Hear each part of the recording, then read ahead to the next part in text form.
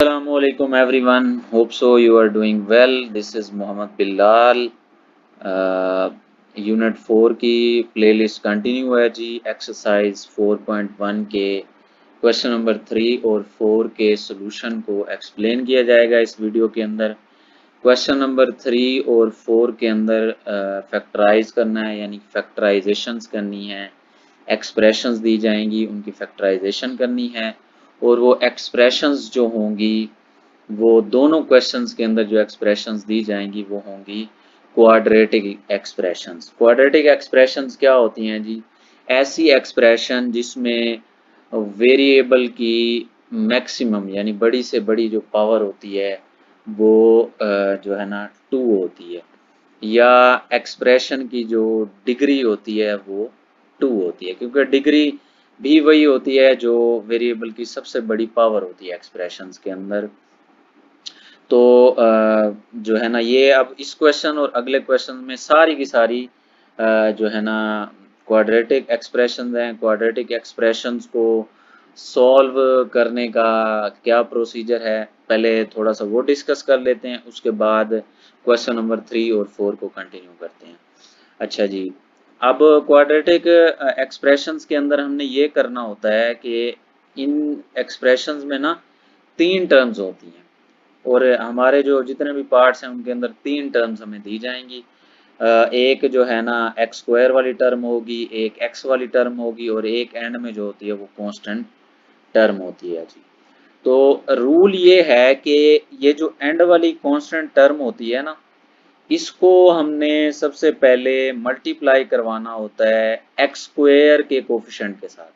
Coefficient मतलब x square के साथ जो टर्म है उससे हमने मल्टीप्लाई करवाना होता है विद सैम्बल, और जो फिर उसका आंसर आता होता है उसके जो है ना हमने दो पॉसिबल ऐसे फैक्टर्स निकालने होते हैं जिनको अगर हम मल्टीप्लाई करवाएं तो जो इनको मल्टीप्लाई करवाने से हमें आंसर मिला था वो मिल जाए, और उनको अगर हम प्लस करें तो ये मिड टर्म वाला जो है ना आंसर हमें मिल जाए।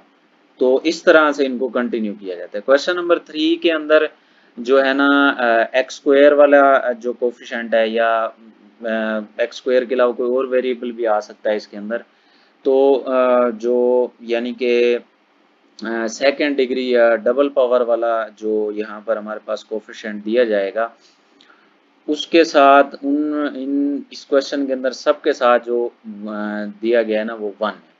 तो क्वेश्चन नंबर 3 के अंदर ओनली, तो फिर जब कांस्टेंट टर्म को उस 1 से मल्टीप्लाई करवाया जाएगा तो उसका आंसर वही रहेगा। तो इस क्वेश्चन के अंदर हमें जो है ना सिर्फ एंड वाली कांस्टेंट टर्म को लेना होगा। जो है ना जो मल्टीप्लाई वाला फैक्टर है वो क्योंकि सबके साथ 1 आ रहा है तो वो स्टेप हमें यहाँ नहीं करना पड़ेगा, लेकिन वो होता नेसेसरी है। अगले क्वेश्चन में भी हम उसको देखेंगे फर्दर उसकी डिटेल। तो मैं जी आता हूँ अब क्वेश्चन नंबर 3 की तरफ। क्वेश्चन नंबर 3 की स्टेटमेंट है जी फैक्टराइज। इसका फर्स्ट पार्ट दिया गया है x square plus x minus 12। तो यहाँ पर ये जो हमारे पास मिड टर्म है ना इसको हम ब्रेक करेंगे। मिड टर्म ब्रेक मेथड भी इसको कहा जाता है, और इसी को हमने कंटिन्यू करना है दोनों क्वेश्चंस के अंदर ना, इस टर्म को हमने ब्रेक करना होता है। अच्छा अब देखें ना एंड में हमारे पास कांस्टेंट टर्म। अच्छा सबसे पहले तो ये देखें ना x दिया गया है तो x के साथ पहले मैंने यहाँ पर 1 लिख दिया है। अब क्योंकि हमारा यहाँ पर जो मल्टीप्लिकेशन होंगी या फैक्टर्स का जो प्रोडक्ट और सम हम करेंगे वो कांस्टेंट टर्म्स यानी नंबर्स का होगा, वेरिएबल का इसमें कोई रोल नहीं होगा। वेरिएबल जस्ट उसके साथ जैसे हैं वो वैसे आते जाएंगे। तो इसी वजह से जिस टर्म के साथ कांस्टेंट नहीं दिया हुआ होता, जैसे x के साथ नहीं दिया हुआ, तो इसका मतलब ये होगा कि उसके साथ कांस्टेंट क्या है 1 है। तो ये स्टूडेंट्स को रिकॉग्नाइज करने में ना थोड़ी सी परेशानी होती है। तो इसी वजह से आप जब क्वेश्चन स्टार्ट करते हैं तो वेरिएबल जो है दरमियान वाला है, अगर उसके साथ कोई टर्म नहीं दी गई, कांस्टेंट टर्म नहीं दी गई, तो आपने उसके साथ 1 लगा देना है। तो ये मैंने 1 लगा दिया। अब देखें ना एंड में दिया गया है -12। यहाँ पर एक छोटी सी बात और ऐड कर दूं बिफोर प्रोसीडिंग फर्दर, कि अगर एंड वाली कांस्टेंट टर्म से पहले प्लस है, ठीक है, एंड वाली कांस्टेंट टर्म से पहले क्या है प्लस है, तो उससे जो फिर हम दरमियान वाली टर्म के दो फैक्टर्स ब्रेक करेंगे उनका सैम्बल सेम होगा, यानी दोनों का सैम्बल या तो प्लस प्लस होगा या फिर दोनों का सैम्बल माइनस माइनस होगा। प्लस प्लस उस वक्त होता है जब यहाँ पर इस टर्म के साथ सेकंड टर्म के साथ प्लस दिया जाता है, यहाँ पर भी प्लस होता है, तो फिर यहाँ पर दोनों फैक्टर्स जो हम लेंगे वो दोनों प्लस वाले ही लेंगे। और अगर कोई ऐसा केस आ जाता है कि यहाँ पर प्लस दिया हुआ होता है और यहाँ पर जो टर्म है उसके साथ माइनस दिया गया है, तो फिर यहाँ पर जो दो फैक्टर्स हम ब्रेक करते हैं वो दोनों माइनस के आते हैं। तो एक तो ये बात आपने माइंड में रखनी है इस तरह की फैक्टराइजेशन करते हुए कि एंड वाली अगर कांस्टेंट टर्म के साथ प्लस आ रहा है तो उससे पिछले दो फैक्टर्स जो ब्रेक होंगे वो सेम सिंबल वाले होंगे, या तो दोनों प्लस के होंगे या दोनों माइनस के होंगे, वो फिर इस सिंबल के ऊपर डिपेंड करेगा। और अगर एंड वाली कांस्टेंट टर्म से पहले माइनस आता है तो फिर यहाँ पर जो हम दो जो फैक्टर्स ब्रेक करेंगे उनमें साइन अपोजिट होगा, यानी एक उसमें टर्म फिर हम प्लस की लेंगे और एक टर्म किस चीज की लेंगे, नेगेटिव की लेंगे। तो ये आपने याद रखना है। फिर क्वेश्चन ये भी सामने आता है स्टूडेंट्स का कि हमने कौन सी टर्म प्लस वाली लेनी है और कौन सी टर्म माइनस वाली लेनी है। तो आपने ये भी माइंड में रखना है, ये बहुत इंपॉर्टेंट पॉइंट है कि यहाँ पर अगर प्लस वाली टर्म दी गई है तो जब आप उसके फैक्टर्स ब्रेक करोगे तो आपने वो दो फैक्टर्स के अंदर जो बड़ी टर्म आएगी उसके साथ प्लस लेना है, और अगर यहाँ पर माइनस दिया गया है तो उसके साथ फिर आपने बड़ी टर्म के साथ माइनस लेना है, यानी कि इस सैम्पल के ऊपर वो डिपेंड करेगा। अगर यहाँ पे प्लस है तो हम फैक्टर्स जो दो लेंगे उसमें बड़ी टर्म के साथ प्लस लेंगे और जो छोटी टर्म होगी उसके साथ माइनस लेंगे, और यहाँ पर माइनस होगा तो फिर वाइस वर्सा हो जाएगा, यानी बड़ी टर्म के साथ माइनस आ जाएगा और बड़ी छोटी टर्म के साथ प्लस आ जाएगा। ठीक है, ये जो है ना छोटी सी थ्योरी मैंने बताई है, तो इसको आप माइंड में रखेंगे तो फैक्टराइजेशन का कोई भी क्वेश्चन जो है ना वो आप आसानी से सॉल्व कर सकते हैं। अच्छा, अब आते हैं जी यहाँ पर हमारी जो फर्स्ट पार्ट की फैक्टराइजेशन है प्रॉपर उसकी तरफ। देखें नहीं, फर्स्ट टर्म में जो है फर्स्ट क्वेश्चन में जो हमारे पास कांस्टेंट टर्म दी गई है वो -12 है। तो याद रखिएगा सिर्फ आपने नंबर 12 को नहीं देखना होता, साथ में सिंबल को भी लाजमी कंसीडर करना है। -12 है तो अब हमने क्या करना है, -12 के पॉसिबल फैक्टर्स निकालने हैं। पॉसिबल फैक्टर से मुराद ये है कि हमने ऐसे नंबर्स मैक्सिमम ढूंढने हैं जो 12 को पूरा पूरा डिवाइड करते हैं। तो वो उसके जो है ना प्राइम फैक्टर्स भी हो सकते हैं, उसके डिवाइजर्स भी हो सकते हैं। प्राइम फैक्टर्स वैसे जो है ना कम हो सकते हैं, लेकिन डिवाइजर्स जो होते हैं ना एग्जैक्टली वो जो है ना पूरी पूरी तादाद हमें बताते हैं कि किसी भी नंबर के फैक्टर्स कितने बनेंगे। तो डिवाइजर्स भी आपको निकालना आना चाहिए, वो भी मैंने यहाँ पे एक्सप्लेन किया हुआ इजी मेथड के अंदर, आपको कोई इशू नहीं होगा। तो सबसे पहले तो देखें ना -12 है, -12 जो भी हमारे पास पार्ट यहाँ पर आएगा उसकी फैक्टराइजेशन के लिए सबसे पहले तो हम क्या करेंगे, उस जो है ना जो भी नंबर दिया जाएगा उसको हमेशा पहले 1 से मल्टीप्लाई करवाएंगे, क्योंकि 1 हर नंबर का डिवाइजर होता है।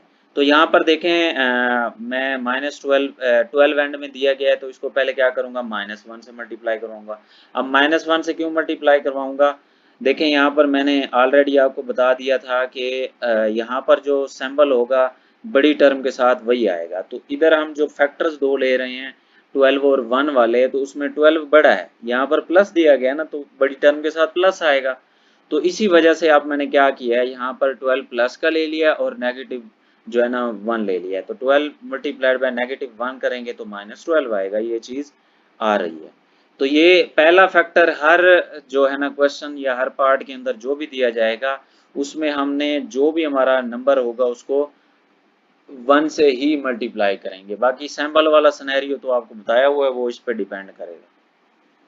तो 12 मल्टीप्लाइड बाय -1 -12 आएगा, और 12 और माइनस को ऐड करेंगे, इनका सम लेंगे तो 12 जाहिर सी बात है प्लस इंटू -1 करेंगे तो -1 ही होता है, प्लस माइनस माइनस हो जाता है। 12 - 1 करेंगे 11।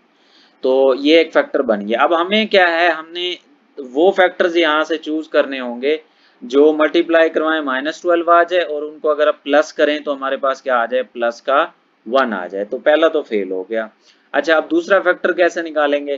पहले हमने 12 को 1 से मल्टीप्लाई करवाया, अब हमने एक ऐसा नंबर ढूंढना है। यहाँ पर देखें ना, आपके पास यहाँ पर 1 2 3 4 इस तरह से ना फैक्टर्स आते जाएंगे। अगर 1 डिवाइड कर रहा है, 1 तो हर एक को डिवाइड करेगा, हर एक के साथ आएगा। अगर 2 डिवाइड कर रहा है तो फिर दूसरा फैक्टर उसका 2 वाला आएगा। 3 डिवाइड कर रहा है, 3 वाला आएगा। तो यहाँ पर जो है ना तरतीब इस तरह से आती जाती है, बाकी चेंजिंग यहाँ पर होती है। अब देखें ना, अब 6 और 2 जो है, 6 अगर 2 को मैं मल्टीप्लाई करवाऊँ, 6 और 2 दोनों डिवाइजर हैं 12 के, तो 6 2 ये भी 12 होता है, 6 मल्टीप्लाइड बाई 2। तो यहाँ पर भी मैं क्या करूँगा, प्लस फैक्टर 6 ले लूँगा और माइनस का फैक्टर -2 लूँगा। तो 6 मल्टीप्लाइड बाय -2 -12 आ जाएगा और 6 -2 करेंगे 4 आ जाएगा। अभी भी देखें ये कंडीशन तो सेटिस्फाई है, लेकिन यहाँ पर 4 आया जबकि हमें क्या चाहिए, 1। तो अब थर्ड पॉसिबिलिटी क्या है, यहाँ पर 3 आ जाएगा, 1 2 3 यहाँ पर ऐसे चलते आएंगे। तो ये आपके लिए इजी हो जाता है यहाँ पर इस तरतीब से अगर आप आओगे। तो आप देखें ना, अगर मैं 4 को 3 से मल्टीप्लाई करवाऊँ 12 होता है, क्योंकि 4 भी 12 का डिवाइजर है और 3 भी 12 का डिवाइजर है। तो 4 मल्टीप्लाइड बाय माइनस करेंगे क्योंकि 4 यहाँ पर भी बड़ा है। तो 4 मल्टीप्लाइड बाय -3 करेंगे तो आपके पास -12 आ जाएगा और 4 -3 करेंगे तो प्लस का 1 आ जाएगा। तो ये वाले जो दो फैक्टर्स हैं या ये वाले फैक्टर्स हैं, ये हमारी कंडीशन को सेटिस्फाई कर रहे हैं। हमें -12 भी मिल रहा है और मिड टर्म को ऐड करने से, इन दोनों टर्म्स को ऐड करने से +1 भी मिल रहा है। तो यहीं पर हम स्टॉप कर देंगे, आगे और पॉसिबल फैक्टर्स चेक नहीं करेंगे। तो ये जब हम ये वाला प्रोसीजर करेंगे हर क्वेश्चन के अंदर, हर पार्ट के अंदर जो फैक्टराइजेशन से अकॉर्डिंग है, तो जहाँ पर हमारी रिक्वायरमेंट पूरी हो जाएगी वहीं पर हम अपना प्रोसेस स्टॉप कर देंगे, मजीद फैक्टर्स निकालने की ज़रूरत नहीं है। तो अब मैं क्या करूँगा, यहाँ पर इस फैक्टर्स को ब्रेक करते हुए इसके अकॉर्डिंग यहाँ पर लिखूंगा 4x साथ में आ जाएगा और -3 इसके साथ भी x आ जाएगा, क्योंकि x जो है ना वो नंबर्स की गेम चल रही है, कॉन्स्टेंट्स की x साथ में आ जाते हैं। 4x -3x करेंगे दोबारा 1x आ जाता है। तो ये कंडीशन सेटिस्फाई हो गई। और +4 को अगर -3 से मल्टीप्लाई करवाएंगे तो -12 भी आ जाएगा। ये कंडीशन भी सेटिस्फाई होगी जनाब। अच्छा, अब आप देखें, यहाँ पर एक और छोटी सी बात भी बताता चलूँ। सॉरी, ये पार्ट थोड़ा लंबा हो गया, आगे फिर हम जल्दी जल्दी करते जाएंगे ना। तो यहाँ पर आपने ये भी कोशिश करनी है कि ये जो आप फैक्टर्स ब्रेक कर रहे हैं, इनमें बड़ा फैक्टर जो है वो हमेशा आपने पहले नंबर पर रखना है। पहले तो ये वाला आ जाएगा, यानी दूसरे नंबर पर वो बड़ा फैक्टर आएगा, फिर उसके बाद छोटा फैक्टर रखना है। अब 4 बड़ा था तो मैंने इसको पहले रखा। जब आप बड़े फैक्टर को पहले रखोगे तो आपको कॉमन लेने में कोई भी टेंशन जो है ना वो फेस नहीं करनी पड़ेगी। इजीली आप जो है ना उसको कॉमन ले सकते हैं। अदरवाइज आपको कॉमन लेने में फिर थोड़ा सा प्रॉब्लम होगा। तो आपने क्वेश्चन नंबर 3 और 4 दोनों के अंदर फर्स्ट टर्म जो है, यहाँ पर हम जो फैक्टर्स ब्रेक करके दो फैक्टर्स ले आएंगे, तो पहला फैक्टर आपने हमेशा बड़ा दूसरे नंबर पर रखना है और छोटा फैक्टर तीसरे नंबर पर। तो ये हो गया जी। अब क्या करेंगे, इन पहले दो फैक्टर्स में से भी हम कॉमन ले लेंगे और आखिरी दो में से भी कॉमन ले लेंगे, फिर हमारा आंसर आ जाएगा। तो पहले दो फैक्टर्स में देखें, x कॉमन पड़ा हुआ है, x बाहर आ गया, यहाँ पर जो है ना x बचेगा वो अंदर आ गया, प्लस इसका 4 बाहर, x बाहर आ गया तो इसका +4 बच गया, वो वैसे आ जाएगा। अच्छा, अब इन दो फैक्टर्स के अंदर कॉमन लेने में अक्सर बच्चों को कन्फ्यूजन होती है, तो वो भी मैं क्लियर करता चलूँ कि इन दो फैक्टर्स के अंदर कॉमन लेने का सबसे इजी वे और परफेक्ट वे ये होता है कि वेरिएबल के साथ जो भी नंबर आ रहा है उसको आप सिंबल समेत कॉमन ले लें। ये देखें 3 आ रहा है ना, तो आपने इसके साथ माइनस भी कॉमन ले लेना है, यानी -3 x के साथ जो भी नंबर है उसकी सिंबल आ रही है -3 आपने कॉमन ले लेना है। तो आपके पास अंदर जो फिर चीज़ें बचेंगी वो ऑटोमेटिकली इस फैक्टर के सिमिलर होंगी, क्योंकि ये दो फैक्टर्स हमेशा सिमिलर आएंगे। अगर सिमिलर नहीं आएंगे तो फिर आपके आंसर में या क्वेश्चन में कोई ना कोई मिस्टेक होगी। तो यहाँ से जी कॉमन ले लेंगे। अच्छा, अक्सर बच्चे फिर यहाँ पे ये भी मिस्टेक करते हैं कि यहाँ पर जी प्लस दिया होता है ना, फॉर एग्जांपल यहाँ +3 दिया होता तो प्लस का सिंबल कॉमन नहीं लेते। वो कहते हैं जी जो किसी भी नंबर के साथ कुछ ना लिखा हो तो उसका मतलब प्लस होता है, वो सिर्फ 3 लिख देते हैं। तो ये जो है ना मिस्टेक होती है। चाहे यहाँ पर प्लस आ रहा हो चाहे माइनस आ रहा हो, आपने उसको कॉमन लेना होता है। लेकिन थर्ड फैक्टर में ये आपके पास कन्वीनियंट हो जाता है कि x के साथ आपके पास जो भी नंबर और सिंबल आ रही है उसी को कॉमन ले लें, इधर जो चीज़ मर्जी है वो हमारा वास्ता नहीं है। तो हमने वही किया, -3 कॉमन ले लिया, तो यहाँ पर x आ गया, यहाँ पर x बचेगा, और यहाँ पर देखें ना माइनस जब हमने कॉमन लिया तो ये भी अंदर फैक्टर प्लस का हो जाएगा। ये मैं क्वेश्चन नंबर 1 और 2 के अंदर इसके बारे में बता चुका हूँ कि प्लस माइनस करेंगे तो फिर ये अगेन माइनस हो जाता है, ठीक है। तो अगर माइनस सिंबल दोनों से कॉमन ले ली जाती है तो फिर ये दोनों पॉजिटिव बन जाते हैं, ठीक है जी। x भी पॉजिटिव बन गया और ये भी पॉजिटिव बन गया। तो आप देखें यहाँ पर 12 जो है ना 3 पे डिवाइड करते हैं तो अंदर 4 बचता है, तो इसीलिए 3 कॉमन आया हुआ है तो अंदर 4 आ जाएगा। आप देखें ये दोनों फैक्टर सेम आ गए, ये हर पार्ट के अंदर सेम ही आएंगे, अदरवाइज आपकी कोई मिस्टेक होगी। अब ये दोनों इस फैक्टर सेम है तो ये दोनों के अंदर कॉमन आ रहे हैं, तो ये फैक्टर हमने कॉमन लेकर एक दफ़ा लिख दिया x+4। फिर जो चीज़ें बच गई हैं उनको हमने ब्रैकेट में लिखना है, यहाँ से x और यहाँ से ये -3 ये हमने ब्रैकेट के अंदर लिख देना है, तो ये हमारा फाइनल आंसर होगा। पार्ट 2 है जी x² + 7x + 10। तो जो है ना इसको सॉल्व करते हैं। एंड में प्लस दिया गया है, यहाँ पर भी प्लस दिया गया है, तो इसका मतलब ये है कि मिड टर्म वाले दोनों फैक्टर जो हैं वो प्लस के ही आएंगे और सेम सिंबल वाले आएंगे क्योंकि यहाँ पर प्लस दिया गया है। तो अब हमने क्या करना है, 10 मल्टीप्लाइड बाय 1 किया, अब वो बता चुका हूँ पहले 10 ही आएगा। तो 10 के दो पॉसिबल ऐसे फैक्टर्स हमने निकालने हैं कि उनको मल्टीप्लाई करवाएं तो वो 10 आ जाए और उनको ऐड करें तो 7x आ जाए। तो देखें सबसे पहले तो 10 के साथ 1 मल्टीप्लाई करवाएंगे, 10 1 ज़ा 10, दोनों ही पॉजिटिव लेने हैं ना हमने क्योंकि यहाँ पर प्लस दिया गया। तो 10 मल्टीप्लाइड बाय 1 करेंगे 10 आएगा। अच्छा ये कुछ क्वेश्चन में ना पहला फैक्टर ऐसे आता जाएगा और फिर ये आगे जो है ना कुछ क्वेश्चन ऐसे आएंगे जिनके अंदर पहले फैक्टर पे ही बात खत्म हो जाती है। तो इस पहले फैक्टर को जो है ना फालतू ना समझिएगा, जिन क्वेश्चंस में ये स्टार्ट में आ रहा है और यूज नहीं हो रहा तो ये फालतू नहीं है, ठीक है जी। ये भी मैं क्लियर करता हूँ। 10 मल्टीप्लाइड बाय 1 करेंगे इज इक्वल टू 10 आएगा और 10 में +1 अगर आप करते हो 11, तो 11 तो खैर हमारे पास यहाँ नहीं है तो पहला ये तो फेल हो गया।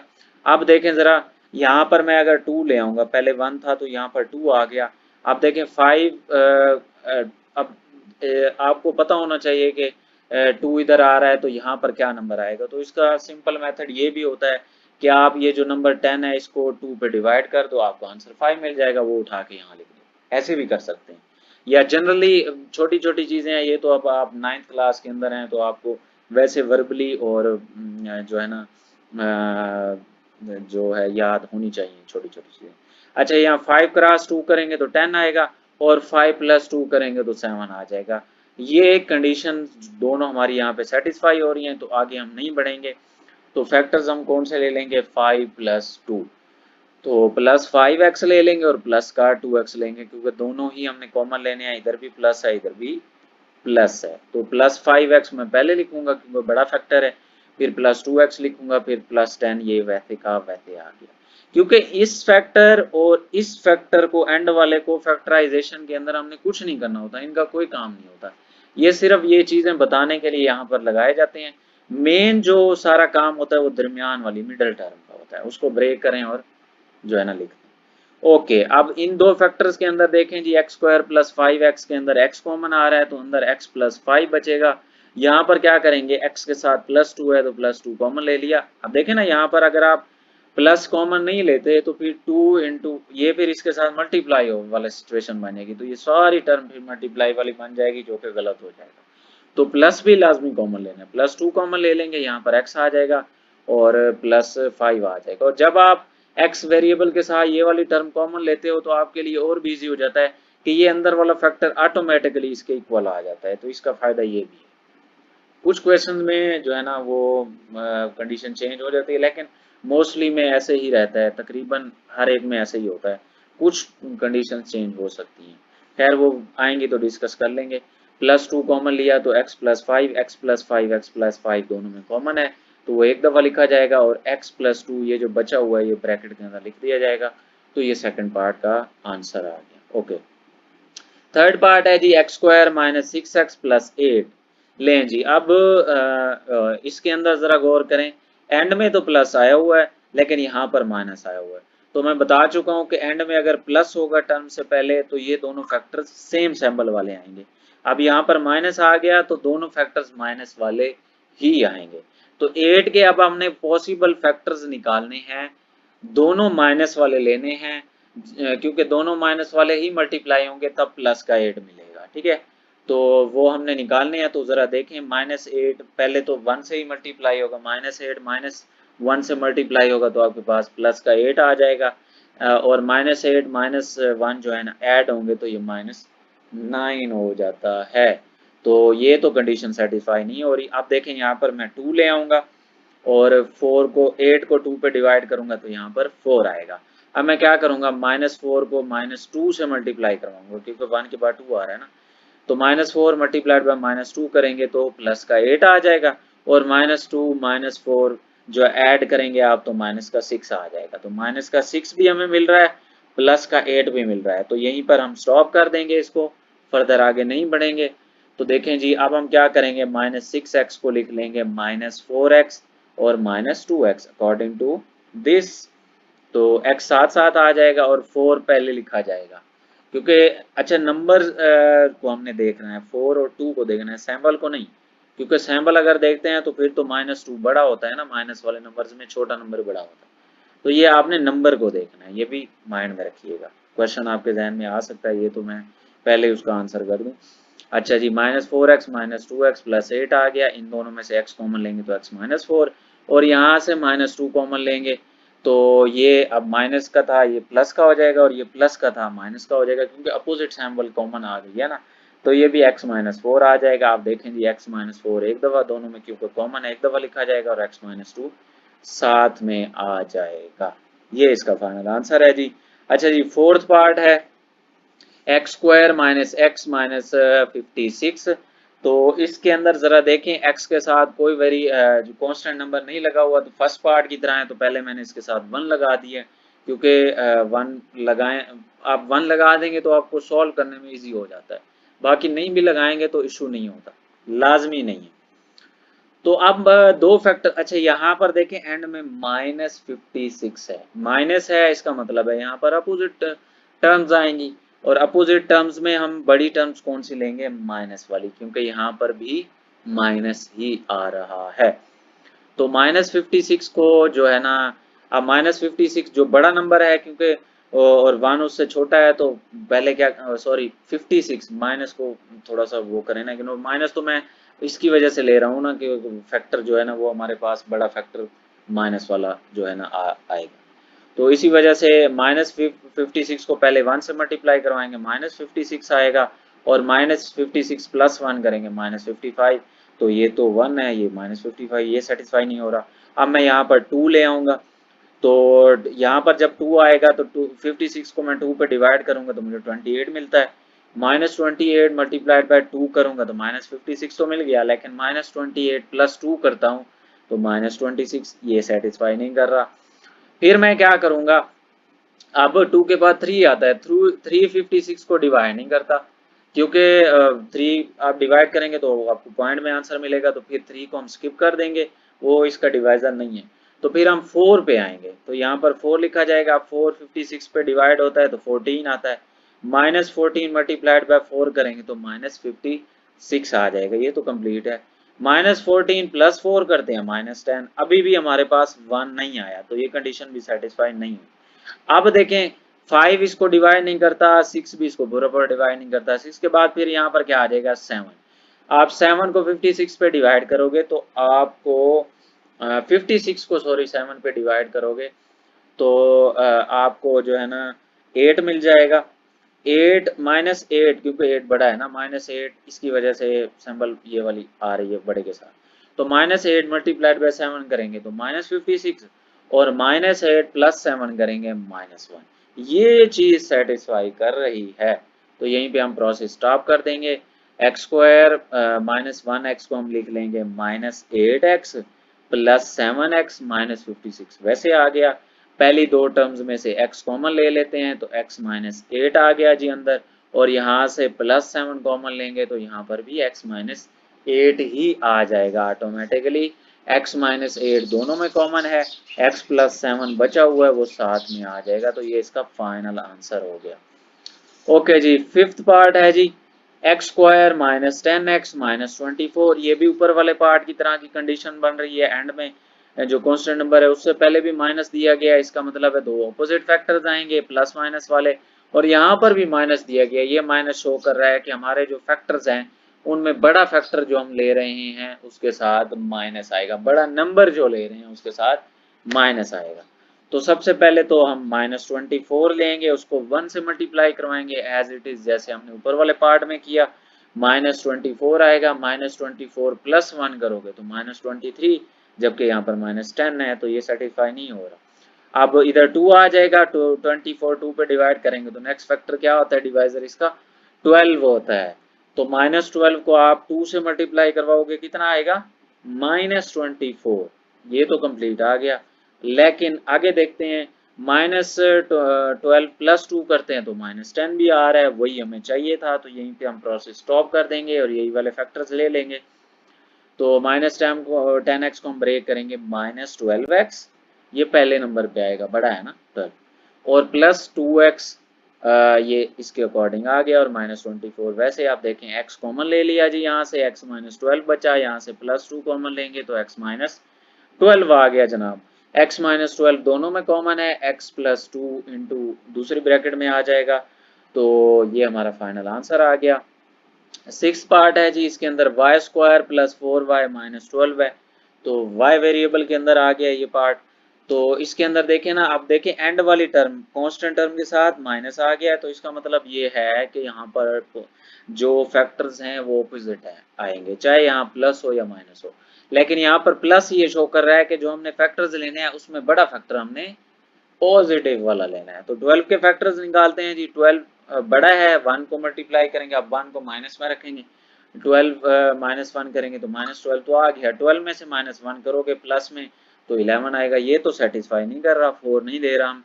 अब यहाँ पे हम 2 ले आएंगे, और इस पे इसका सेकंड डिवाइजर हमारे पास, अब जो ये वाला हम लेंगे वो क्या होगा, 6 होगा, क्योंकि 12 डिवाइड्स बाय 2 6 होता है। तो 6 मल्टीप्लाइड बाय -2 करेंगे तो -12 आ गया जी, ये तो पूरा हो गया। 6 - 2 करेंगे, प्लस का 4 भी आ रहा है, तो यहीं पे हम प्रोसेस स्टॉप कर देंगे क्योंकि दोनों कंडीशन हमारी सेटिस्फाई हो गई हैं। तो +4y को अब हम क्या लिखेंगे, +6y, और -2y -12 वैसे आ गया, पहले दो में से y कॉमन ले लिया, तो अंदर y +6 आएगा इन दोनों में से, क्योंकि दोनों माइनस के हैं, माइनस भी कॉमन आ रहा है, 2 भी कॉमन आ रहा है, क्योंकि y के साथ -2 है ना, तो ये अंदर दोनों प्लस के हो जाएंगे। तो y + 6 दोनों में कॉमन है, वो हमने कॉमन रख लिया, ये y और ये -2 दूसरी ब्रैकेट में लिख दिया, तो ये इसका फाइनल आंसर आ गया। ओके जी, सेवंथ पार्ट है y² + 13y + 36, दोनों पॉजिटिव आ रही हैं, एंड वाली टर्म के साथ भी पॉजिटिव आ रहा है और इस टर्म के साथ भी पॉजिटिव आ रहा है, तो ये शो कर रहा है कि हमने जो फैक्टर्स दोनों लेने हैं वो दोनों ही प्लस के लेने हैं, और क्योंकि उनको मल्टीप्लाई यहाँ पे प्लस है तो दोनों प्लस के आएंगे, सेम सिंबल वाले, क्योंकि यहाँ पे भी प्लस है तो इस वजह से दोनों प्लस के ले रहे हैं। तो 36 है, 36 के फैक्टर्स निकालेंगे, पहले 1 से मल्टीप्लाई 36, लेकिन 36 + 1 करते हैं तो वो 37 होता है, वो हमारे पास कंडीशन सेटिस्फाई नहीं हो रही। फिर मैं यहाँ पे 2 ले आऊंगा, 36 18 आता है, क्योंकि 36 डिवाइड बाय 2 करेंगे 18 मल्टीप्लाइड बाय 2 36, लेकिन 18 मल्टीप्लाइड बाय 2 करते हैं, सॉरी +2 करते हैं 20, सेटिस्फाई नहीं हो रहा, यहाँ पे 13 है। फिर थर्ड 3 यहाँ ले आएंगे, इस पे डिवाइड करेंगे 3 को, 12 आएगा, तो 12 मल्टीप्लाई बाय 3 36, और 12 प्लस 3 करते हैं लेकिन वो 15 आता है, तो कंडीशन सेटिस्फाई नहीं हो रही। तो 12 + 3 15 है, ये सेटिस्फाई नहीं हुई। अब 4 यहाँ पे ले आएंगे तो 36 को 4 पे डिवाइड किया 9 आ जाता है, 9 मल्टीप्लाइड बाय 4 करेंगे 36 आ गया, और 9 + 4 करेंगे 13 आ गया, 13 हमें मिल गया, तो यहीं पे हम प्रोसेस स्टॉप कर देंगे। तो y² + 9y + 4y + 36 इसके फैक्टर्स आ गए जी। इनमें से y कॉमन लेंगे, y + 9, यहाँ से +4 कॉमन ले लिया तो अंदर भी y + 9, y + 9 दोनों में कॉमन आ रहा है, एक दफा लिख लेंगे, और y + 4 वैसे का वैसे आ गया। ओके जी, एट्थ और लास्ट पार्ट है क्वेश्चन नंबर 3 का, x square minus x minus 2। तो इसमें देखें x के साथ वही फर्स्ट पार्ट की तरह यहाँ पे कुछ नहीं है, नंबर कोई नहीं है, कांस्टेंट नंबर, तो मैंने 1 लगा दिया पहले। आप देखें एंड में माइनस आ रहा है तो इसका मतलब है यहाँ पर दो फैक्टर्स अपोजिट आएंगे, और यहाँ पर भी माइनस है तो ये शो कर रहा है, तो कि इसमें से हमने माइनस वाला फैक्टर बड़ा लेना है। तो 2 के जो फैक्टर्स हैं वो ओनली 2 को 1 से मल्टीप्लाई करवाएंगे, क्योंकि बड़ा फैक्टर हमने माइनस वाला लेना है। तो -2 मल्टीप्लाइड बाय +1 करेंगे तो -2 आएगा, और -2 + 1 करेंगे तो -1 आएगा। तो पहले फैक्टर में ही गेम खत्म हो गई। तो इसी वजह से मैंने कहा था कि पहला फैक्टर यहाँ पे फ्री नहीं आ रहा। तो -2 + 1, माइनस का 1 भी हमें मिल जाता है, और -2 मल्टीप्लाइड बाय 1 करेंगे माइनस का 2 भी मिल जाता है। तो मिड टर्म ब्रेक हो गई थी, -2x + 1x, -2 वैसे आ गया, इन दोनों में से x कॉमन लेंगे तो x -2, यहाँ से +1 कॉमन लेंगे तो ये भी x -2, तो x -2 वैसे आ गया और x + 1 दूसरी ब्रैकेट में आ गया, तो ये इसके अंदर ये इसका फाइनल आंसर हो जाएगा। ओके जी, उसके बाद क्वेश्चन नंबर 4 है।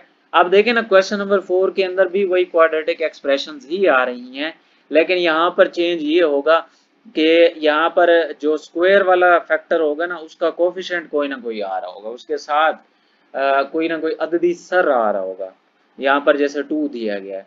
तो अब वही हम प्रोसीजर करेंगे जो ऊपर हमने क्योंकि स्किप किया था क्वेश्चन में 2 मल्टीप्लाइड बाय 1, क्योंकि हर एक के साथ 1 आ रहा था तो वो सेम आंसर आ रहा था।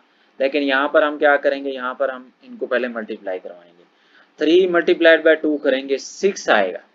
यहाँ अब हम 3 की फैक्टराइजेशन नहीं करेंगे और 3 के फैक्टर्स नहीं निकालेंगे, 3 मल्टीप्लाइड बाय 2 इनका जो आंसर आया है 6 के हम फैक्टर्स निकालेंगे। एंड में प्लस आया हुआ है तो इसका मतलब है ये दोनों फैक्टर सेम सिंबल वाले आएंगे, और कौन सी सिंबल्स वाले, यहाँ पर भी प्लस है तो दोनों प्लस वाले ही होंगे। तो +6 को सबसे पहले हम क्या करेंगे, 6 को 1 से मल्टीप्लाई करवाएंगे, दोनों पॉजिटिव लेंगे 6 और 1, 6 1 जार 6 और 6 में 1 ऐड करो तो 7। तो यहीं पर ही गेम खत्म हो गई। 6 + 1 जो आपके पास 7 है वो भी कंप्लीट हो गया, और 6 मल्टीप्लाइड बाय 1 6 वो भी कंप्लीट हो गया। तो इसमें भी हम क्या करेंगे, 6x को पहले ही रखेंगे, कॉमन लेना इजी हो जाएगा। तो 2x² इसको हमने ब्रेक करके लिख दिया। अब ब्रेक हमने इसी को ही करना है, दरमियान वाली टर्म को, इसको और इसको कुछ नहीं कहेंगे, पहली और तीसरी टर्म को। तो 7x को हम लिखेंगे +6x + 1x। 1 मोस्टली नहीं लिखा जाता और टीचर्स और स्टूडेंट्स भी स्किप करते हैं। अगर आपकी कैपेबिलिटी है, आप कॉमन इजीली ले सकते हो, तो आप 1 को बेशक स्किप कर दो, लेकिन मैं इसलिए लिखता हूँ क्योंकि इससे ज़्यादा इजी हो जाता है, अंडरस्टैंडिंग का लेवल भी बेटर हो जाता है। तो 1 लिख लिया करें, इशू नहीं होता, नहीं भी लिखेंगे सही है और लिखेंगे तब भी सही है। तो अब देखें जी, इन दो फैक्टर्स के अंदर देखें, पहले 2 भी कॉमन आ रहा है क्योंकि 2 6 को डिवाइड करता है, तो 2 कॉमन लेंगे, और x भी दोनों के साथ आ रहा है, x भी कॉमन ले लेंगे, तो यहाँ पर सिर्फ x बचेगा। यहाँ पर 6 पे हमने 2 को डिवाइड किया था, 6 को 2 पे डिवाइड किया था तो 3 आया था, तो +3 ही बचेगा। अब इन दो फैक्टर्स में क्या करेंगे, x के साथ +1 आ रहा है तो +1 कॉमन ले लेंगे, और इंटू x +3 आ जाएगा। अब दोनों में x +3 कॉमन है तो वैसे आ जाएगा, और 2x + 1 वैसे आ गया। अब ये भी आंसर आपका करेक्ट है, लेकिन आपकी बुक में उसने क्या किया हुआ है, ये जो ये वाला पेयर है ना, ये पहले लिखा हुआ है, ये ब्रैकेट पहले लिखी हुई है, ये बाद में लिखी हुई है, तो आप और लगा के ये पहले और ये बाद में भी लिख सकते हैं। तो अगर हम ये फैक्टर्स जगह चेंज करके लिखते तो फिर ऑटोमेटिकली ये आंसर आता, लेकिन मसला ये है कि फिर जो है ना, ये जो फैक्टर्स आप इधर उधर करके लिखोगे, फिर कुछ पार्ट्स ऐसे आएंगे जिनमें आपको कॉमन लेने में प्रॉब्लम होगा। तो इसी वजह से मैं वही मेथड, वही प्रीवियस क्वेश्चन वाला लेकर चलूंगा, पहले बड़ी टर्म पहले रखूंगा और छोटी बाद में, लेकिन एट द एंड हम इनको स्वैप करके ना और लगा के आंसर लिख देंगे, सारे पार्ट्स के अंदर ये ऐसे ही चलेगा। तो ये भी आंसर करेक्ट है बिल्कुल, लेकिन बुक को भी फॉलो करना है, तो हमें तो फॉलो करना पड़ता है, बाकी आप ये भी आंसर लिखा होगे तो सही होगा। तो ये इसका फाइनल आंसर आ गया। सेकंड पार्ट है जी 2x² + 11x + 15 है। तो देखें जी, 15 को पहले हम 2 से मल्टीप्लाई करवाएंगे, 30 आएगा।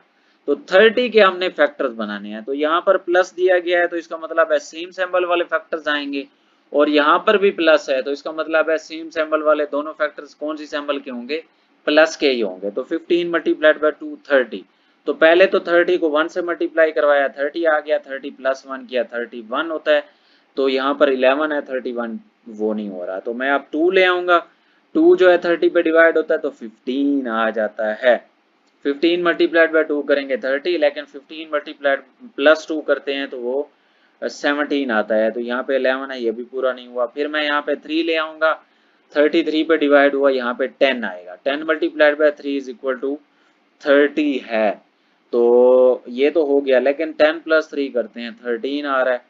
तो ये अभी तक 11 नहीं मिला। अब हम क्या करेंगे, 4 30 पे पूरा पर डिवाइड नहीं आता तो 4 को स्किप करेंगे। नेक्स्ट नंबर है 5, 5 को चेक करते हैं तो 5 30 को 5 पे डिवाइड करेंगे 6 आएगा। तो 6 मल्टीप्लाइड बाय 5 जो है वो हमारे पास 30 हो जाएगा, और 6 प्लस 5 करेंगे 11 हो जाएगा। तो ये कंडीशन यहाँ पे आके सेटिस्फाई हमारी हो गई। तो इस टर्म को हम ब्रेक करेंगे, 6x पहले 5x बाद में प्लस 15।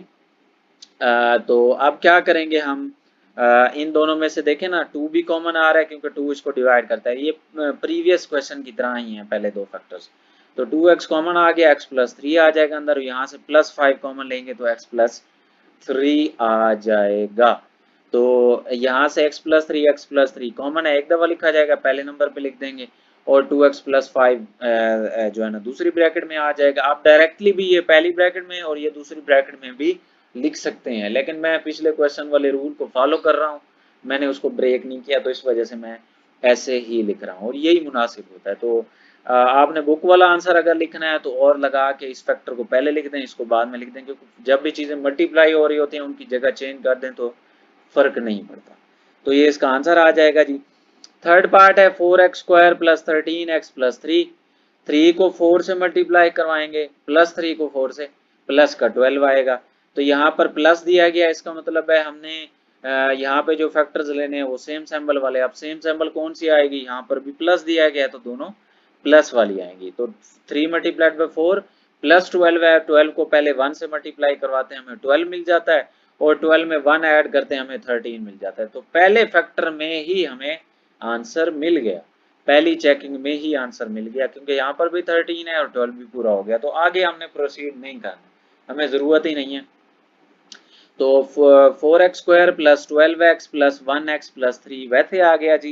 इनमें से कॉमन लेंगे तो 4 भी कॉमन आ रहा है और x भी कॉमन आ रहा है, x प्लस 3 आ जाएगा अंदर। यहाँ से प्लस 1 कॉमन लेंगे तो x प्लस 3, x प्लस 3 दोनों में कॉमन आ रहा है तो पहले लिख दिया जाएगा एक दफ़ा, और 4x प्लस 1 जो बच गया वो दूसरी ब्रैकेट में लिख देंगे, और r लगा के आप इस फैक्टर को पहले लिख दो, इसको बाद में लिख दो, तो ये बुक के आंसर के अकॉर्डिंग हो जाएगा। ओके जी। फोर्थ पार्ट है जी 3x square plus 5x plus 2। तो 3 को 2 से मल्टीप्लाई करवाएंगे, प्लस का 6 मिलता है। अब हमने क्या करना है, ये प्लस आया हुआ है, इसका मतलब है दोनों जो है ना फैक्टर सेम होंगे, सेम सिंबल वाले, और यहाँ पर भी प्लस है तो दोनों प्लस वाले ही होंगे। 3 2 6 होता है, तो 6 को पहले हम 1 से मल्टीप्लाई करवाएंगे, दोनों ही प्लस के लेंगे ना, 6 आ जाएगा, और 6 प्लस 1 करवाएंगे तो 7। अब 7 जो है यहाँ पर आया है, लेकिन यहाँ पर 5 है तो ये तो सेटिस्फाई नहीं हो रहा। अब मैं क्या करूँगा, यहाँ 2 ले आऊँगा और 6 को डिवाइड करेंगे 2 पे तो 3 आएगा। 3 मल्टीप्लाइड बाय 2 करते हैं प्लस 6 आ जाता है, और 3 प्लस 2 करते हैं तो 5 आ जाता है प्लस का। तो यहीं पे हमें जो है ना हमारा जो है ना हमें फैक्टर्स मिल गए, तो यहीं पे ही हम इसको स्किप करेंगे, आगे नहीं जाएंगे, स्टॉप करेंगे, सॉरी स्किप नहीं करेंगे। तो 3x square plus 3x plus 2x plus 2 आ जाएगा। तो यहाँ पर अच्छा आप देखें ना, मैं यही बात आपको पहले बता रहा था ऊपर कि हम बड़ा फैक्टर पहले क्यों लिखते हैं और छोटा बाद में क्यों लिखते हैं। देखें अगर मैं बड़ा बाद में लिख देता यहाँ पर, तो देखें 3 और 2 में से 3 और 2 दोनों एक दूसरे का डिवाइजर नहीं है, तो ये फिर हम कॉमन ना ले सकते, फिर हमारे लिए मसला हो जाता। तो इसी वजह से आप अगर बड़ा फैक्टर पहले रखोगे तो आपके लिए कॉमन लेने के लिए वो इजी हो जाता है। तो देखें 3x स्क्वायर प्लस 3x में 3x कॉमन आ रहा है, अंदर x प्लस 1 बचेगा, और यहाँ से प्लस 2 कॉमन लेंगे तो x प्लस 1 ही आ जाता है। अगर मैं यहाँ 3 और यहाँ 2 लिख देता तो फिर ये 3 2 आपस में कॉमन ना यहाँ कॉमन हो सकते थे ना यहाँ कॉमन हो सकते थे, मसला हो जाता। तो इसी वजह से क्या किया है जी, यहाँ पे बाद में लिख दिया है, जैसे हम ऊपर फॉलो कर रहे हैं। तो ये टिप्स एंड ट्रिक्स होती हैं छोटी छोटी, इनको आप माइंड में रखेंगे तो आपके लिए ही फायदा है, आपके लिए तवालत नहीं होगी, आपका टाइम ज़ाया नहीं होगा।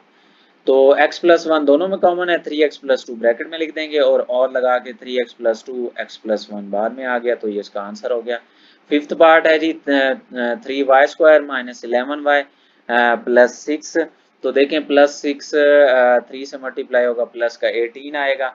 अब दरमियान एंड में क्योंकि प्लस आया हुआ है तो यहाँ पर दो फैक्टर जो हैं वो सेम सिंबल वाले आएंगे। कौन सी सिंबल होंगी? दोनों माइनस आया हुआ है तो दोनों माइनस की होंगी। तो 18 के फैक्टर्स लेंगे, दोनों माइनस वाले लेने हैं। तो -18 -1 प्लस का 18 आ गया, -18 -1 ऐड करेंगे, माइनस का 19 होता है जी। सॉरी टाइपिंग मिस्टेक है। तो ये तो -19 और जबकि हमें -11 चाहिए, तो ये तो पूरा नहीं हो रहा। फिर मैं इधर 2 ले आऊँगा, 19 18 2 पे डिवाइड होगा तो हमें क्या मिलेगा 9। तो -9 मल्टीप्लाइड बाय -2 करूँगा तो प्लस का 18 तो मिल गया, -9 -2 करूँगा माइनस का 11 भी मिल गया प्लस करने से। तो यहीं पे ही हमारा प्रोसेस ओके हो गया। तो यहीं पे इसको स्टॉप करते हैं, -11y को लिखेंगे -9y -2y प्लस 6 लिख दिया जाएगा। तो देखें जी 3y² माइनस 9, पहले दो में से ये क्या कॉमन आ रहा है? 3y कॉमन आ गया, y -3 बच जाएगा।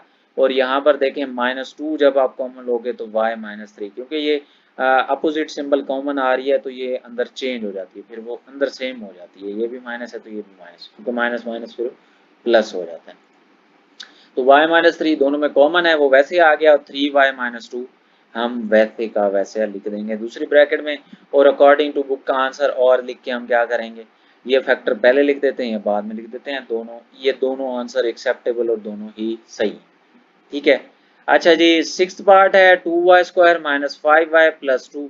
ये भी फर्स्ट जो है ना ऊपर वाला जो इससे इसका पीछे वाला क्वेश्चन है उसको उसी की तरह का है। 2 मल्टीप्लाइड बाई 2 प्लस का 4 आएगा, और यहाँ पे प्लस है तो जो है ना हमने दोनों फैक्टर सेम सिंबल वाले लेने हैं। यहाँ पर माइनस है तो इसका मतलब है दोनों फैक्टर्स माइनस वाले आएंगे। तो अगर मैं -4 को -1 से मल्टीप्लाई करवाता हूँ, प्लस का 4 तो मुझे मिल जाता है, 4 के फैक्टर्स है ना ये। -4 -1 ऐड करता हूँ तो -5 भी मिल जाता है। तो पहले स्टेप में ही दोनों चीजें मिल गई, यहीं पे स्टॉप करते हैं। 2y² -4y -1y प्लस 2 आ जाएगा। इसको देखें ना ऐसे लिख लिया, -4y -1y। तो यहाँ से देखें 2 भी कॉमन और y भी कॉमन, 2y कॉमन आ गया तो यहाँ पे y -2 बच गया पहले दो में, यहाँ से -1 कॉमन लेंगे तो ये भी अपोजिट सिंबल हो जाएगी y -2। y -2 दोनों में कॉमन है, ये स्टार्ट में एक दफा लिख दिया जाएगा, और 2y -1 ये लिख दिया जाएगा। और लगा के ये पहले लिख दें, ये बाद में लिख दें, ये आपका आंसर आ गया जी। ओके जी, सेवंथ पार्ट है 4z² -11z प्लस 6। ये भी ऊपर वाले दोनों पार्ट्स की तरह ही है, प्लस 6 है यहाँ पर, तो इसका मतलब है दोनों फैक्टर सेम सिंबल वाले आएंगे। लेकिन यहाँ पर माइनस है तो इसका मतलब है दोनों फैक्टर्स माइनस सिंबल वाले आएंगे। तो 4 को सॉरी 6 को 4 से मल्टीप्लाई करवाते हैं 24। तो 24 को हम मल्टीप्लाई पहले -24 को -1 से करेंगे, +24 -24 -1 -25। सेटिस्फाई नहीं हो रहा, हमें -11 चाहिए। फिर हम क्या करेंगे, 24 को 2 पे डिवाइड करते हैं तो 12 आता है, -12 मल्टीप्लाइड बाय -2 करेंगे तो 24 है प्लस का। तो ये तो हो गया, लेकिन -12 -2 -14 ये अभी तक -11 नहीं आया। फिर इधर मैं 3 ले आऊँगा, इस पे डिवाइड करता हूँ तो 8 आ जाता है। तो -8 मल्टीप्लाइड में -3 करते हैं, 24 तो पूरा हो गया। लेकिन आगे चेक कर लेते हैं अब इसको, -8 -3 -11 भी पूरा हो गया। तो ये आपके पास यहीं पे हम स्टॉप करेंगे इसको, -11x को लिख लेंगे -8x -3x और +6। तो आप देखें ना जी, यहाँ पर 4z हम कॉमन ले लेंगे तो z -2 अंदर आ जाएगा, और यहाँ से -3 कॉमन लेंगे तो ये भी z -2 आ जाएगा। तो z -2 दोनों में कॉमन है, एक फैक्टर एक दफ़ा लिखा जाएगा और 4z -3 बाद में लिख दिया जाएगा। अब इनकी तरतीब चेंज कर लें तो वो ये आपके पास फाइनल आंसर आ गया बुक वाला। ओके जी, लास्ट एंड 8th पार्ट है जी क्वेश्चन नंबर 4 का, 6 + 7z - 3x²। अब इसमें क्या हुआ है, कांस्टेंट टर्म और ये वाली जो टर्म है इसकी उसने प्लेस चेंज कर दिया है, तो इससे हमें कोई इफेक्ट नहीं पड़ता, हम प्रोसीजर वैसे ही फॉलो करेंगे। तो ये देखें एंड वाली टर्म कांस्टेंट टर्म हमारे पास 6 आ रही है, ठीक है। 6 आ रही है, लेकिन यहाँ पर अब इसके साथ माइनस आ रहा है आखिरी टर्म के साथ। तो इसका मतलब ये है कि ये माइनस शो कर रहा है कि यहाँ पर हमने क्योंकि हमने तो इस टर्म को देखना होता है ना कि इस टर्म के साथ लास्ट वाली टर्म से पहले कौन सा सिंबल है। तो लास्ट वाली टर्म से पहले अगर माइनस है तो ये दोनों फैक्टर्स अपोजिट सिंबल वाले हैं। अब यहाँ पर प्लस 7x है, इसका मतलब है हमने बड़ा फैक्टर प्लस वाला लेना है और छोटा माइनस वाला लेना है। तो जरा -3 को ये आप मल्टीप्लाई करवाएं 6 से तो -18 मिलता है। तो 3 6 जार 18। अब 18 के फैक्टर्स लिखते हैं। 18 प्लस का आएगा क्योंकि बड़ा फैक्टर हमने किस चीज का लेना है, प्लस का। 18 मल्टीप्लाइड बाय -1 करेंगे -18 तो आ गया, लेकिन 18 प्लस -1 करेंगे तो ये आपके पास 17 आ जाता है प्लस का। तो ये हमें प्लस का 7 चाहिए, तो कंडीशन सेटिस्फाई नहीं हो रही। अब दूसरा फैक्टर यहाँ मैं 2 ले आऊंगा, 18 पे 2 को डिवाइड किया 9 आ गया, 9 मल्टीप्लाइड बाय -2 करूंगा तो -18 आएगा। ये तो पूरा हो गया। 9 -2 करूंगा प्लस का 7 आएगा, ये भी पूरा हो गया। तो यहीं पे स्टॉप करते हैं। तो अब आप देखें जी, यहाँ पर हम क्या करेंगे, जो है फैक्टर्स लेंगे। अब यहाँ पर आपके पास क्योंकि ये देखें ना, ये फैक्टर्स एंड में चला गया, तो इसी फैक्टर्स की वजह से हम जो है ना बड़ा फैक्टर पहले लिख रहे थे। तो यहाँ पर ये इस साइड से अगर हम देखें तो अभी भी हम उसी प्रोसीजर को ही फॉलो कर रहे हैं। तो 9x यहाँ पर इसके साथ पहले नंबर पर ही आ रहा है, उल्टी साइड से देखें। तो इसी वजह से यहाँ पे कंफ्यूज नहीं होना। तो यहाँ पर जो है ना, क्योंकि अगर मैं 2 इधर लिखता हूँ तो फिर 2 और 3 में से कॉमन नहीं लिया जा सकता ना। तो प्रोसीजर वही फॉलो हो रहा है। यहाँ पर -2x हम पहले लिख लेंगे और प्लस 9x बाद में लिख लेंगे। पहले दो में से अगर हम देखें तो सिर्फ 2 कॉमन आ रहा है, ये वाला 2 कॉमन ले लेते हैं। तो यहाँ पे 3 और यहाँ पे -x बचेगा, और यहाँ पर देखें 3x कॉमन आ रहा है। 3x कॉमन, अब यहाँ पे +9x हम कॉमन नहीं ले सकते क्योंकि इसके साथ 9 नहीं है। तो इसको देख के हमने कॉमन लेना है, क्योंकि हम ये जो कॉमन लेते थे ना, इस टर्म्स को देख के लेते थे। तो यहाँ पर भी हम कॉमन इसी टर्म को देख के लेंगे। तो प्लस का 3x यहाँ पे कॉमन ले लेते हैं क्योंकि x दोनों में आ रहा है और 3 भी दोनों में आ रहा है।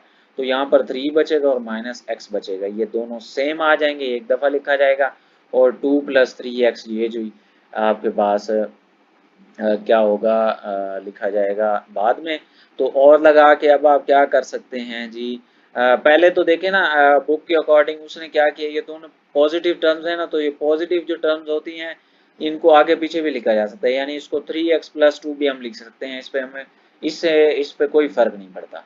तो ये पहले इस तरह से लिख लिया, और बुक के अकॉर्डिंग जो फाइनल आंसर है वो हमें ये दिया गया। ये टर्म अब हम पहले लिख लेंगे और ये बाद में लिख लेंगे, ये फैक्टर। तो ये इसका फाइनल आंसर आ जाएगा। दोनों क्वेश्चंस थोड़े से लंबे हो गए हैं, क्योंकि थ्योरेटिकली इनको एक्सप्लेन कर दिया है मैंने स्टेप बाय स्टेप। तो आप इन रूल्स को अगर फॉलो करते हैं तो आप किसी भी किस्म की इस तरह की फैक्टराइजेशन इजी से कर सकते हैं। होप्स हो कि आपको सारे पार्ट्स अच्छे से क्लियर हो जाएं, हो गए होंगे उम्मीद है इंशाल्लाह। तो अपना बहुत सारा ख्याल रखिएगा। See you in the next video. अल्लाह हाफिज़।